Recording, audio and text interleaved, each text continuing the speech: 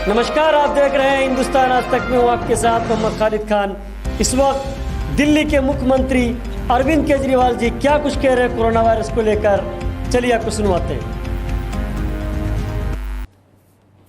नमस्कार सबको।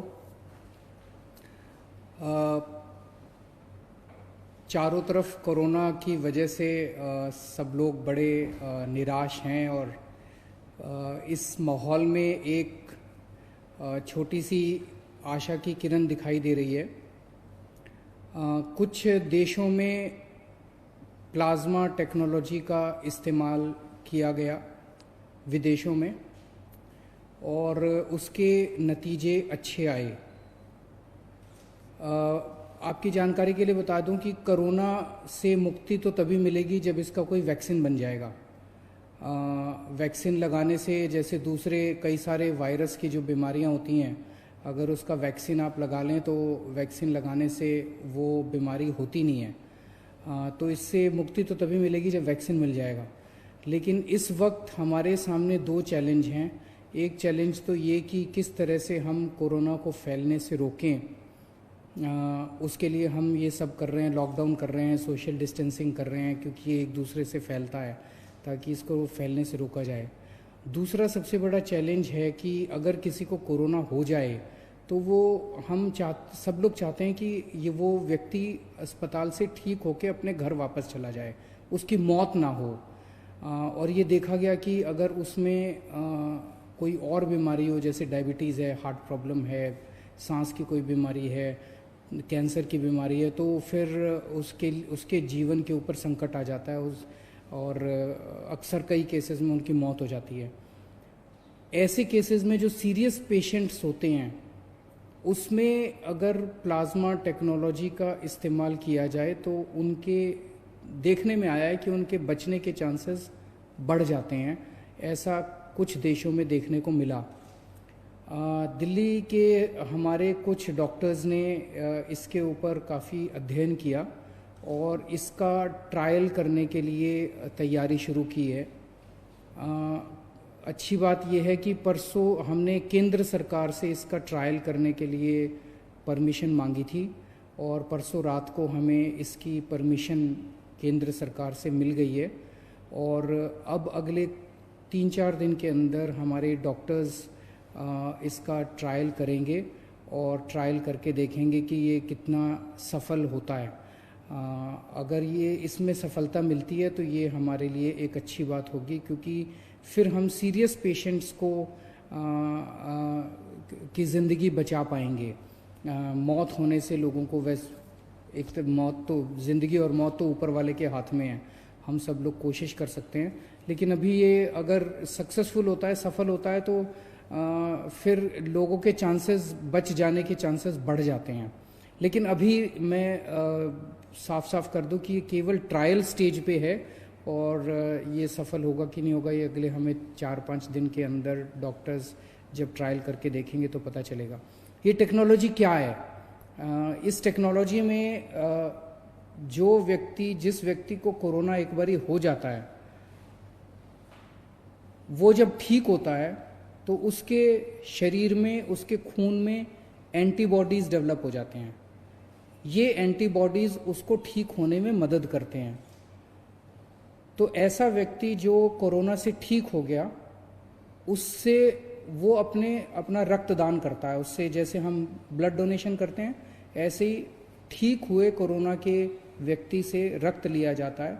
1 बोतल खून देता है वो, और उसमें से, उसके खून में से प्लाज्मा निकाला जाता है और वो प्लाज्मा को एनरिच किया जाता है और उस एनरिच्ड प्लाज्मा को किसी दूसरे पेशेंट में इंजेक्ट कर दिया जाता है। उसके पेशेंट में दूसरे पेशेंट में जो भी बीमार है उसमें डाल दिया जाता है। तो उसके नए पेशेंट में वो प्लाज्मा के एंटीबॉडीज़ चले जाते हैं और उसके अंदर ठीक होने वाले एंटीबॉडीज़ डेवलप हो जाते हैं। तो इस तरह से ये टेक्नोलॉजी काम करती है। हम सब लोग प्रार्थना करते हैं कि हमारा ये ट्रायल सक्सेसफुल हो। अगर सक्सेसफुल होता है तो इससे एक उम्मीद बंधेगी। और भी कुछ राज्य, जैसे मुझे पता चला है केरला, महाराष्ट्र वगैरह इसके ऊपर काम कर रहे हैं। और मैं उम्मीद करता हूं कि सबके प्रयास इस बारे में सफल हों। दिल्ली में लगभग 57 के करीब हम लोगों ने कंटेनमेंट जोन्स बनाए हैं। जैसे मैं रोज़ बताता हूँ, कंटेनमेंट जोन वो हैं जहाँ पे हमें 3 या 3 से ज़्यादा, अगर किसी कॉलोनी के अंदर हमें या किसी गली के अंदर 3 या 3 से ज़्यादा कोरोना के मरीज मिलते हैं तो उसको हम चारों तरफ से कॉलोनी को सील कर देते हैं। वहाँ के रहने वाले लोगों को बाहर नहीं आने देते और बाहर के लोगों को अंदर नहीं जाने देते ताकि बीमारी बाहर ना फैले। और तो वहाँ पे फिर हम ऑपरेशन शील्ड चालू करते हैं जिसके अंदर उस एरिया का सैनिटाइजेशन करते हैं उस एरिया। तो ऐसे कंटेनमेंट जोन्स के अंदर क्या क्या किया जाता है इस बारे में अभी कई सारी गलतफहमियां हैं। क्योंकि मेरे पास बहुत सारे फ़ोन आते हैं, बहुत सारे मैसेजेस आते हैं और अक्सर मैसेज ये आता है कि सर हमारे एरिया को कंटेनमेंट जोन तो बना दिया लेकिन अभी तक हमारे यहाँ पे कोई भी सैंपल लेने नहीं आया हमारा। तो मैं आपकी जानकारी के लिए बता दूं, कंटेनमेंट जोन में जैसे कंटेनमेंट जोन लागू किया जाता है वहाँ पे सबसे पहला काम किया जाता है, आपके लिए एसेंशियल सर्विसेज की इंतज़ाम किया जाता है। तो आपके एरिया को सील कर दिया और वहाँ पे आपके जो सील किया बाउंड्री के ऊपर आपके लिए सब्जी वाले का, दवाई वाले का, इसका सबका इंतज़ाम किया जाता है। पुलिस वाले व्हाट्सएप ग्रुप बनाते हैं, व्हाट्सएप ग्रुप के अंदर आप लोग लिखते हैं कि हमें ये वाला सामान चाहिए, वो वाला सामान आपको मुहैया कराया जाता है। तो एक पहला काम किया जाता है, एसेंशियल सर्विसेज का इंतज़ाम किया जाता है। एक काम किया जाता है, सैनिटाइजेशन किया जाता है पूरे एरिया का। जो मशीनें मैंने बताया था उन मशीनों के ज़रिए उस एरिया को पूरे को सैनिटाइज किया जाता है। फिर डोर टू डोर सर्वे किया जाता है। सर्वे सबका होता है, हर एक के घर में कोई ना कोई दिल्ली सरकार की टीम जाती है और उनसे पूछती है कि आपके घर में कोई बीमार तो नहीं है, बुखार तो नहीं है, किसी को सांस की शिकायत तो नहीं है। तो जो कोरोना के सिम्टम्स हैं वो पूछते हैं कि आपको कोई ये सिम्टम्स तो नहीं है। ये सर्वे 100% लोगों का होता है। अगर किसी कंटेनमेंट जोन में अभी तक नहीं हुआ तो हो सकता है 2-4 दिन में हो जाए, क्योंकि बहुत ज़्यादा कंटेनमेंट जोन बन गए हैं, टीम्स थोड़ी सी कई बार कम पड़ जाती है एसडीएम के पास, तो वो 100% का होगा। जो लोग सिम्टम्स मिलते हैं जिन लोगों के कोरोना के, उन लोगों का केवल सैंपल लिया जाता है। तो लोग ये उम्मीद ना करें कि किसी भी, परसों मैंने एक खबर पढ़ी थी जिसमें एक एरिया के कंटेनमेंट जोन के लोग कह रहे थे कि जी हमारे यहाँ तो एक भी आदमी का सैंपल नहीं लिया गया। और तो जब उनके पास गए तो उन्होंने कहा हमारे यहाँ सर्वे करने तो आए थे, सैंपल लेने नहीं आए। तो सैंपल सबका नहीं लिया जाता है और इसके अच्छे असर पड़ रहे हैं, क्योंकि दिलशाद गार्डन का हमने देखा कि किस तरह से वो 15-20 दिन हो गए और वहाँ पे कंटेनमेंट जोन में अब एक भी केस नहीं आया। वसुंधरा एनक्लेव में 15 दिन के करीब हो गए, इसको भी कंटेनमेंट जोन को बने हुए, अब एक भी केस नहीं आया। खिचड़ीपुर की 3 गलियों को लॉक किया था हम लोगों ने, सील किया था, कंटेनमेंट जोन बनाया था, वहाँ से भी एक भी केस नहीं आया। तो ये अभी तक एक्सपेरिमेंट, अभी हम लोगों का प्रयास सफल रहा है। आप लोगों को दिक्कत तो बहुत आती है लेकिन सबके सामूहिक प्रयास से ही, सामूहिक उससे ही हम लोग सफल हो पाएंगे। कल यमुना के तट के ऊपर कई सारे गरीब लोग, माइग्रेंट लोग इकट्ठे हो गए थे और जैसे हमारी नज़र में लाया गया उसको तुरंत हम लोगों ने उनके खाने का और उनके रहने का इंतज़ाम किया। सब लोगों को अलग अलग स्कूल की बिल्डिंग्स में उनके रहने का इंतज़ाम किया और उनके खाने का भी हम लोगों ने इंतज़ाम किया है। मेरी आप सब लोगों से गुजारिश है, हाथ जोड़ के गुजारिश है कि हमने सरकार की तरफ से खाने का बहुत इंतज़ाम किया हुआ है। कल भी 9 लाख लोगों ने लंच किया है और 9 लाख लोगों ने डिनर किया है, पका हुआ खाना। और कोई 9 लाख की बजाय 15 लाख भी लोग आ जाएंगे ना, 20 लाख भी लोग आ जाएंगे, उनका भी हम इंतजाम कर देंगे। फिर खाने की कोई कमी नहीं है। उसी तरह से मैं बार बार बताता हूं कि 71 लाख लोगों को हमने राशन दे दिया जिनके पास राशन कार्ड थे, और जिनके पास राशन कार्ड नहीं थे उनको अभी राशन देने का सिलसिला जारी है। मेरी सभी मीडिया के साथियों से हाथ जोड़ के रिक्वेस्ट है और मेरी सभी आम नागरिकों से भी हाथ जोड़ के रिक्वेस्ट है कि इतना अरेंजमेंट करने के बावजूद भी जो बहुत गरीब लोग हैं उन लोगों को पता नहीं चल पाता कि सरकार ने क्या अरेंजमेंट कर रखा है।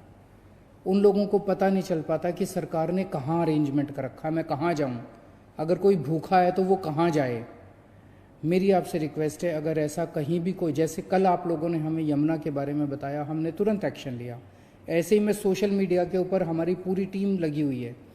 जैसे ही कहीं से सोशल मीडिया में पता चलता है, कोई बताता है कि यहाँ पे ये आदमी, ये एक परिवार भूखा है, यहाँ पे एक आदमी भूखा है, यहाँ पे ये, हमारी पूरी टीम लगी हुई है। उसी वक्त उसको खाना पहुँचाने का काम किया जाता है, उसी वक्त उसका घर का इंतजाम, उसको रहने का इंतजाम किया जाता है। आप हमें बताइए कहाँ कौन भूखा है, हम उस तक खाना पहुँचाएंगे, ये जिम्मेदारी हमारी है।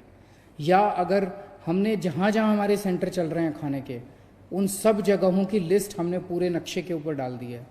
अगर आपके लिए संभव हो, आप उस व्यक्ति को खाने वाली जगह ले जाइए, आप उसको खाना खिला दीजिए, बहुत पुण्य का काम है। इस वक्त सबकी जिम्मेदारी बनती है, ना कोई अकेली सरकार काम कर सकती है, ना कोई अकेली कोई एजेंसी सफल हो सकती है। सब लोग मिलके काम करेंगे तभी हम लोग सफल होंगे। तो मेरी आप सब लोगों से, मीडिया में एक जगह मैं देख रहा था, उन्होंने कहा कि इन लोगों ने एक वेबसाइट चालू कर दी है कि जिनके पास राशन कार्ड नहीं है वो राशन कार्ड के लिए अप्लाई करें। तो वेबसाइट पे कौन से गरीब लोग आ सकते हैं।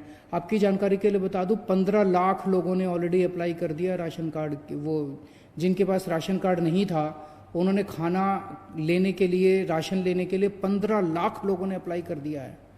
मैं समझता हूं कि सब गरीब लोगों को इसके बारे में नहीं पता चलेगा, लेकिन हमारी जिम्मेदारी, हम सबको बताएं ना। सब एक दूसरे की मदद कर रहे हैं। जिन लोगों को वेबसाइट आती है वो उनकी मदद कर रहे हैं जिनको वेबसाइट नहीं आती है। लेकिन एक सिस्टम तो बनाना था ना। अगर जिन लोगों के पास कुछ भी नहीं है, उनके लिए ना कोई आधार कार्ड है, ना कोई किसी तरह का कार्ड नहीं, उनके लिए खाने का भी इंतजाम किया हुआ है। 9 लाख लोगों ने कल खाना खाया है। रोज हम 10-10 लाख लोगों को खाना खिला रहे हैं। तो सबको मिलजुल के प्रयास करना पड़ेगा। आप ऐसे लोगों को ढूंढिए जिन तक खाना नहीं पहुंच रहा, हम उन तक खाना पहुंचाएंगे। और एक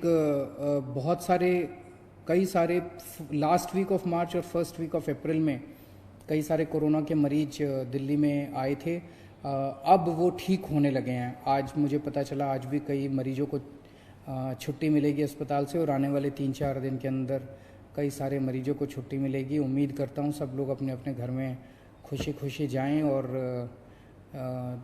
अपने दिल्ली के लोग कोरोना से बचे रहें जितना हो सकता है। बहुत बहुत शुक्रिया।